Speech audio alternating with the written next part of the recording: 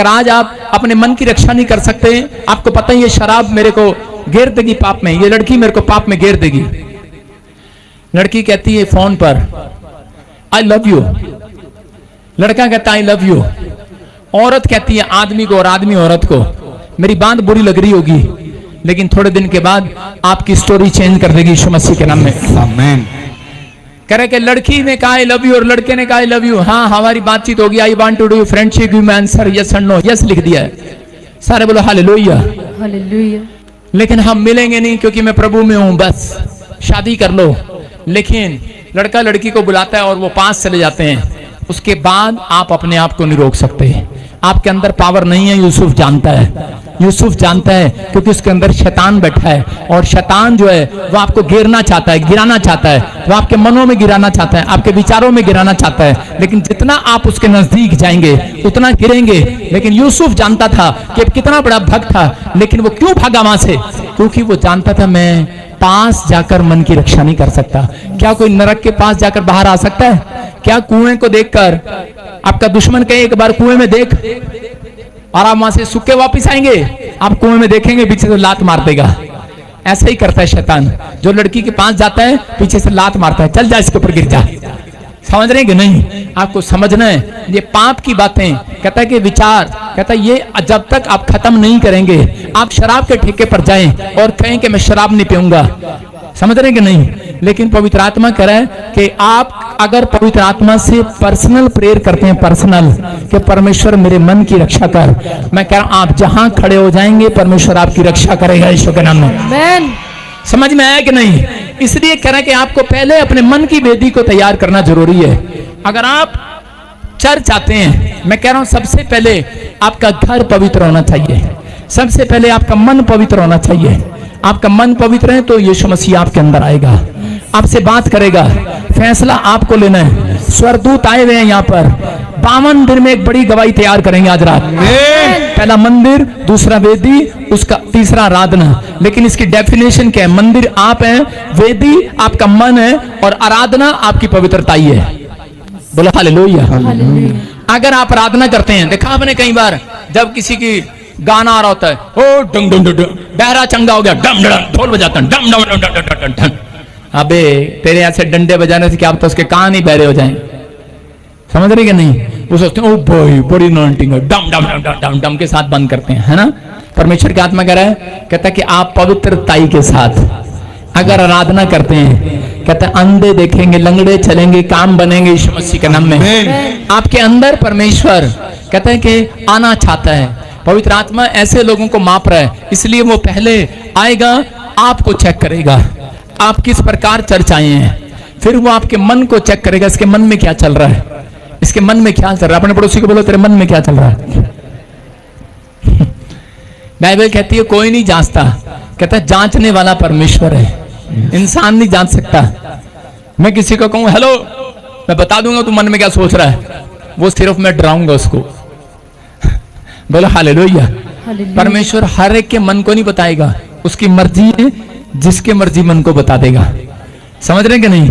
तो आपको डरने और घबराने की जरूरत नहीं है, लेकिन परमेश्वर जांचता है। लेकिन याद रखना, हाँ भविष्यता से डरने की जरूरत है, वो उसके मनों को जांचता है और बता देता है। बोलो हालेलुया। कह रहा है कि तीसरा, आप कितनी पवित्रताई से चलते हैं। अगर आप कर रहे हैं तो उसने इसलिए कहा, कह रहा आंगन के बाहर, कह रहा जो आंगन के बाहर है, आज के दिन जो चर्च नहीं आए हैं उनको छोड़ दें।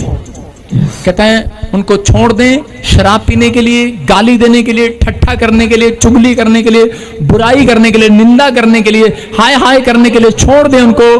क्योंकि एक समय उनका आएगा जब मैं बादलों पर आऊंगा और कर अपनी कलीसिया को उठा लूंगा, और वो लोग मौत के लिए तड़पेंगे, वो लोग मंदिर ढूंढेंगे, पवित्रताई को ढूंढेंगे, लेकिन उन्हें वो स्थान नहीं मिलेगा, क्योंकि वो मंदिर। हालेलुया।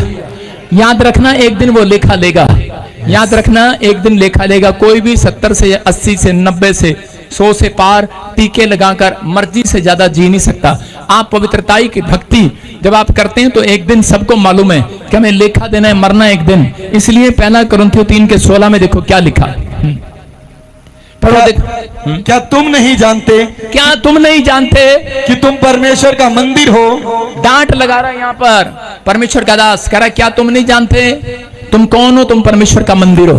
हाँ हाँ। और परमेश्वर का आत्मा तुम में वास करता है।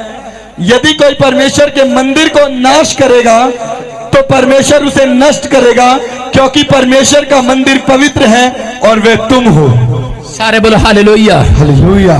क्या लिखा है? कह रहे कि क्या तुम नहीं जानते परमेश्वर का मंदिर कौन है? अपने पड़ोसी को बोलो मैं। कह रहा तुम हो।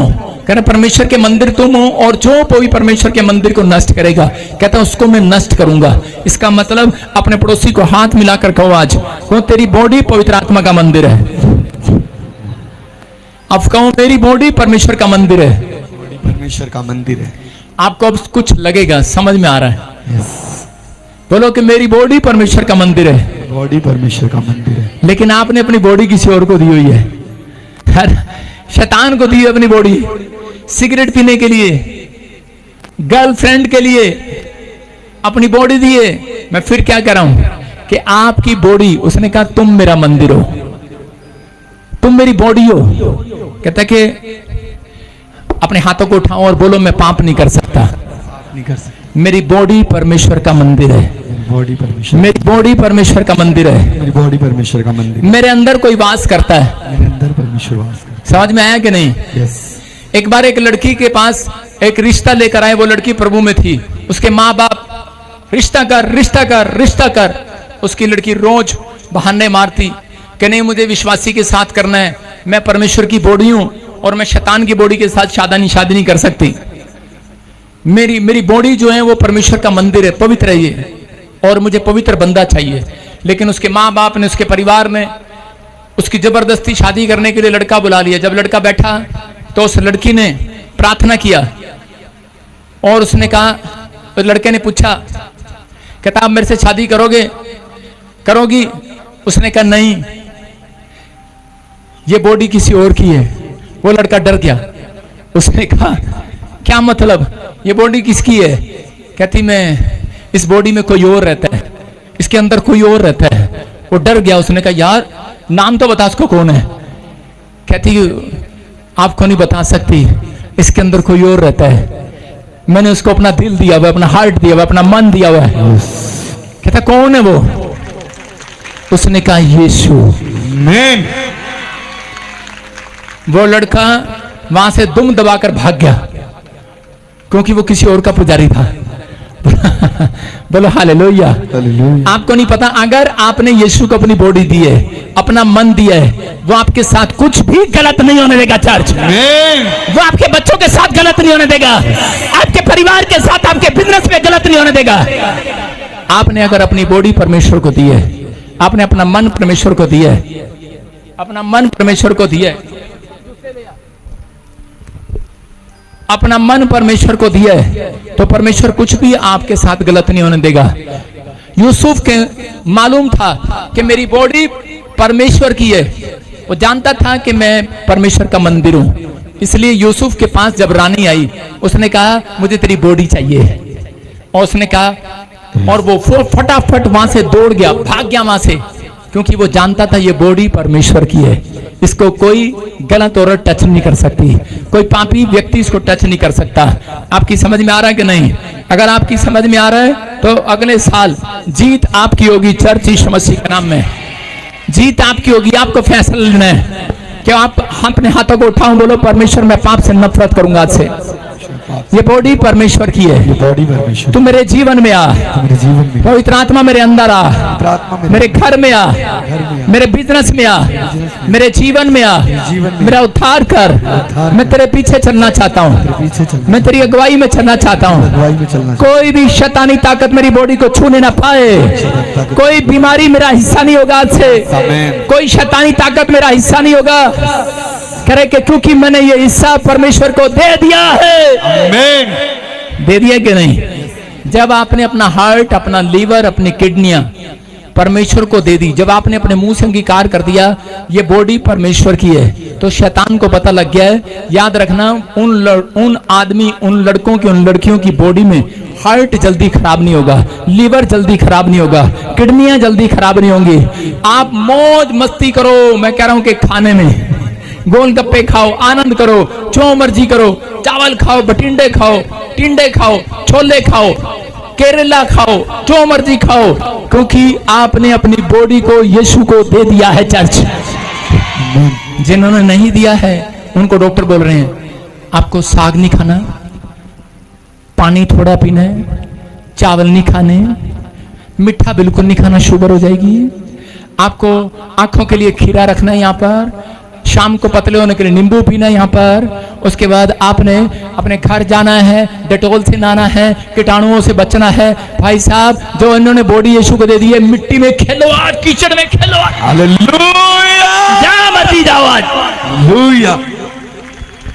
जिन्होंने नहीं दिए, वायरस आ रहा है 2028 में, 2026 में भी आ रहा है। हाथ नहीं लगाना, सीट पे बैठो, 2 बार कपड़ा मारो, कुत्ते की तरह पूंछ मारो। आपने अपनी बॉडी नहीं दी है, अपनी बॉडी शैतान को दे रखी है। किसको दे रखी है? समझ में आया कि नहीं? सारे बोलो हालेलुया, हालेलुया। हमें भी इतना डरा दिया था वायरस को, हम भी मुंह पर मास्क लगा लगा के प्रेयर कर रहे थे। ये तो अब मेरे को आदत पड़ गया, मैंने कहा मेरा गुस्सा दिखता नहीं है ना, तो गर्मी में चेहरा बेकार हो जाता है, इसलिए मास्क लगा लेते हैं हम। लेकिन क्या कह रहा हूं, अगर आपने बॉडी यीशु को दे दी है तो आपको किसी कीटाणु से, किसी सब्जी से, किसी भी वायरस से आपको डरने की जरूरत नहीं है। चर्च आमीन। कह रहा आप परमेश्वर की देह है, आपके अंदर वास करता है वो। आप इसी समय अपनी बॉडी को सुरक्षित देखेंगे यीशु के नाम में। आमीन बोलने वाले सुरक्षित देखेंगे यीशु के नाम में। हालेलुया बोलने वाले सुरक्षित हो जाओ। जिसकी बॉडी बीमार है उसको बोलो अपनी बॉडी यीशु को दे दे। हाथ मिलाओ, किस किस की बॉडी बीमार है हाथ उठाओ। इतने सारे लोगों की बॉडी बीमार है, आपके लिए तो मेरे को घोड़ी लेके आनी पड़ेगी, घोड़ा लेके आना पड़ेगा, घूम घूम के देखना पड़ेगा कौन कौन बीमार है। समझ में आया? कह रहा पवित्र आत्मा जानता है, यूसुफ जानता है इस बात को कि अगर मैं परमेश्वर के साथ सही नहीं रहा, मैंने अपनी देह को, प्राण आत्मा को अगर पवित्र नहीं रखा, तो यहाँ पर स्वर्गदूत आए मैं चेक करने के लिए, मेरी बॉडी बीमार हो जाएगी। लेकिन अगर आप चाहते हैं कि परमेश्वर आपकी बॉडी को सुरक्षित रखे, आपके बच्चों फिटनेस को सुरक्षित रखे, तो आपको अपनी बॉडी किसी लड़के को, अनजान व्यक्ति को, लड़की को नहीं देनी। आपको मसीह लोगों को कहता है कि उनके साथ दोस्ती करनी है। मैं फिर क्या कह रहा हूं, प्रेम रखना है, मसीह लोगों के साथ ही शादी करनी है, याद रखना है। मैं कह रहा हूं आपके दोस्त कह रहा आपकी संगति कहता मसीह लोगों के साथ होनी चाहिए। चर्च आमीन बोलने वाले आजाद हो जाओ आज। कितने लोग विश्वास करते हैं इस बात पर? कई लड़के लड़कियां जानने के बाद भी अपनी बॉडी शैतान को दे देते हैं। याद रखना, उसका मतलब समझा रहा हूं। लड़के लड़कियों के साथ व्यभिचार करते हैं और लड़कियां लड़कों के साथ। कौन? खासकर विश्वासी लोग। उनको नहीं पता अगर किसी लड़की में दुष्ट आत्मा हो और लड़का उसके साथ व्यभिचार करे तो वो दुष्ट आत्मा जो है कहां से निकलेगी? उसके अंदर जाएगी, उसकी आत्मा में वास हो जाएगी और उस आदमी के काम ठप। समझ रहे हैं कि नहीं? कई दुष्ट आत्माएं दिखती हैं और कई दुष्ट आत्मा दिखती नहीं है। अगर मैं कहूं किसी लड़की के ऊपर हाथ रखूं और उसमें से भूतनी खेलने लगे, क्या उसका दूल्हा उसे जिसके साथ रिश्ता वह शादी करेगा उसके साथ? वो नहीं करेगा। अगर कहीं वो मंडप में बिठा दी जाए और उसमें से भूतनी निकलने लगे, शादी करेगा? वो नहीं करेगा। इसलिए शैतान जब व्यभिचार करता है औरत के अंदर होकर, आदमी के अंदर होकर, तो वो बाहर निकलता नहीं है, उनके अंदर छुपा रहता है। तो समझ में आया? कहता इसका मतलब, कहता कि आप अपनी बॉडी शैतान को दे रहे हैं। इसलिए परमेश्वर चाहता है, पहला कुरिन्थियों 3:16 में लिखा, क्या तुम नहीं जानते यूसुफ की तरह कि तुम परमेश्वर का मंदिर हो? तुम्हारी बॉडी परमेश्वर का मंदिर है, इसे आप दूसरों को मत चढ़ाएं। कहता कि अगर आप दूसरों को चढ़ा रहे हैं तो कह नुकसान उठा रहे हैं, इसीलिए लोग बीमार हैं, समस्या में हैं। लेकिन कुछ लोग कहते हैं हमने तो छुआ ही नहीं। यीशु मसीह बोलता है जिसने देख लिया औरत को, दाऊद ने देखा था सिर्फ और वो पाप में गिर गया। आप समझ रहे हैं? जिसने देख लिया, जिसने मन में चाह कर लिया, उसके साथ प्रॉब्लम स्टार्ट हो जाएगी। अगर आपने अपने मन से अंगीकार नहीं किया, पश्चाताप नहीं किया, तो प्रॉब्लम खत्म नहीं होगी। इसलिए परमेश्वर ने कहा अपनी मन की रक्षा कर। कह रहा एक लेडी आई अपने पति के साथ और आकर मुझे कहने लगी कि प्रॉफिट 7 साल से बच्चा मांग रही हूं। बॉम्बे से आई हूं, जितने पैसे कहोगे उतने मिलेंगे, प्लीज मेरे लिए प्रार्थना कर दो। मैंने कहा मैं तेरे लिए डंबल नहीं उठाऊंगा, डंबल आपको अपनी मसल के लिए खुद उठाने पड़ेंगे। मैंने कहा कि प्रार्थना करनी पड़ेगी बहन। बोलती प्रार्थना ठीक है मैं कर लूंगी। जब मैंने उसके सिर पे हाथ रखा, ले एंड प्रार्थना किया, तो उसी समय पवित्र आत्मा ने मुझे अगुवाई नहीं किया और कहा, कहता है इस लेडी को बोल अपना जीवन सही कर, अपना चरित्र सही कर। 7 साल से वो लेडी किसके साथ है? उसका रिलेशन एक आदमी के साथ है, आदमी के साथ रहती है, अपने पति के साथ, लेकिन शैतान ने उसको कैसे घेरा? उसके विचारों से, उसके विचारों से उसको घेरा और उसको कहा तेरा पति तुझे प्यार नहीं करता, और बस उसने यही बात अपने मन में बिठा ली और वो दूसरों के सपने लेने लगी। बॉयफ्रेंड रख लिया, व्यभिचार किया, और थोड़े दिन के बाद उसके पति को पता लगा, उसके पति ने उससे तलाक ले लिया, छोड़ दिया। उसके बाद वो आदमी जो बॉयफ्रेंड वाला था छोड़ के भाग गया। उसके बाद वो लेडी बीमार पड़ी और जब उसका कोई नहीं था उसने सुसाइड कर लिया, मर गई। मैं क्या कह रहा हूं कि प्रार्थना करने के बाद भी वो नहीं सुधरी, वो चली गई। मैंने उसको कहा कि तेरे लिए मसल मैं नहीं उठाऊंगा, मसल मैं नहीं बनाऊंगा, डंबल मैं नहीं उठाऊंगा, डंबल तुझे उठाने हैं। आपको कहता है अपने मन की रक्षा खुद करनी है, मैं नहीं करूंगा। मैं आपके लिए प्रार्थना कर सकता हूं लेकिन आपके मन की रक्षा नहीं कर सकता। आपकी मन की रक्षा कहता कुछ लोग खुद करते हैं, लेकिन बाइबल कहती है गलातियों 5:17 में, कहता है कि मन तो तैयार है। अय्यूब के जीवन से जब गया, कह रहा जब अय्यूब ने थैंक्स करना शुरू किया, आपकी प्रॉब्लम उतनी और बढ़ती चली जाएंगी। उसके घर में बैल के नुकसान कर दिया, गायों का नुकसान कर दिया, उसके बच्चे मार दिए। वो टेंशन में था, पत्नी भाग गई, टेंशन में था, लेकिन बाद में जान गया और उंगली दबाकर कहने लगा कि एक बार तो मैं कह चुका, दोबारा नहीं कहूंगा। थैंक यू किया मेरे जीवन में, आमीन। और उसी समय उस दिन से लास्ट घड़ी थी उसकी परीक्षा की। याद रखना, अगर आपकी पर्सनल प्रेयर है, अय्यूब 1:5 में बोलता है, कहता है अय्यूब को चिंता होती है अपने बच्चों की, लेकिन उसी समय उसको मालूम है मेरे बच्चे कह रहे कि उस शरीर में कोई पाप ना करें, इसलिए वो दौड़ता है और सुबह उठता है और परमेश्वर के सामने भेंट लेकर प्रार्थना करता है, अपनी पर्सनल प्रेयर करता है। मैंने क्या बताया कि अय्यूब को पता लग गया मंदिर में आऊं और पर्सनल प्रेयर मेरी जरूर होनी चाहिए। और अगर मेरे घर में कोई पवित्र नहीं है, आराधना करते हैं लेकिन पवित्र नहीं है, उनका मन पवित्र होना चाहिए। जिसका मन पवित्र है वो खुद उसका मन आराधना कर रहा होता है। और इसी समय जब आप पवित्रताई में चलते हैं और इसी समय बच्चों की चिंता करते हैं परमेश्वर के सामने, परमेश्वर कभी भी आपके लिए कह के नीचे उतरेगा नहीं जब तक आप पर्सनल प्रेयर में नहीं जाएंगे। जब आप पर्सनल प्रेयर बच्चों के लिए करेंगे, मैं कह रहा आपके बच्चे लंबी आयु जिएंगे यीशु के नाम में।